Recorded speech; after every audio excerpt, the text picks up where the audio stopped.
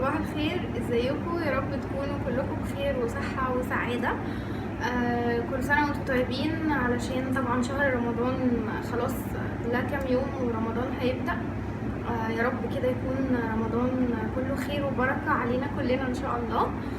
وعايزة اول حاجة اشكر اليوتيوبر المعروفة سمر احمد على انها اتكلمت عني بشكل يعني مهذب جدا وراقي جدا، وشكرت فيا وفي القناة بتاعتي وبتحاول تساعدني بكل الطرق ومن غير ما اطلب منها. فهي بجد انسانة ذوق وجدعة وقلبها صافي وعايزة تساعد كل الناس، واتكلمت عني وعن كذا حد تاني عندهم قنوات برضو على يوتيوب. فبشكرك يا سمر من قلبي، وربنا يوفقك في حياتك ويجعل كل الحاجات الحلوة اللي بتعمليها في ميزان حسناتك ان شاء الله. بالنسبة عايزة بس اقول لكم حاجة صغيرة كده لرمضان، انه يعني انا مش عايزة اتفلسف كتير، بس يعني يا ريت لو يكون في تسامح، يعني لو حد زعلان من حد نتصالح قبل رمضان، وخصوصا لو باقيين على بعض، يعني قرايبك اصحابك القريبين في اي سوء تفاهم يا ريت نشيل اي سوء تفاهم ونحل كل الخلافات بينا. الدنيا مش مستاهله خلافات، وخصوصا لو باقيين على بعض. ونبقى في كده تسامح وفي نيه صافيه، بلاش يبقى في اي نفسر الحاجات بنيه سيئه او كده. يا ريت تبقى كل الناس كده نيتها صافيه.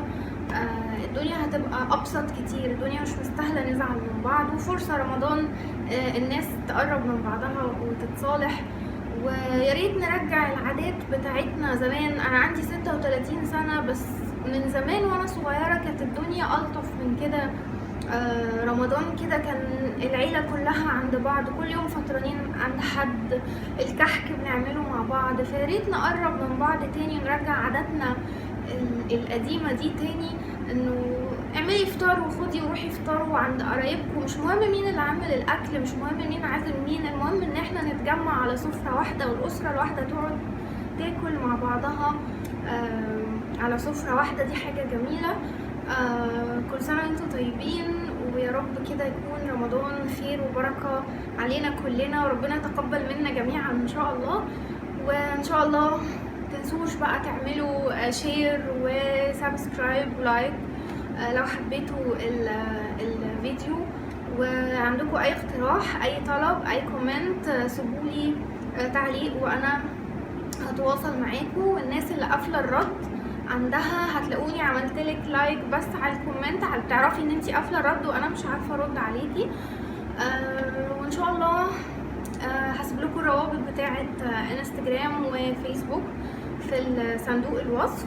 وان شاء الله اشوفكم على خير في فيديوهات تانية جايه قريب. مع السلامه.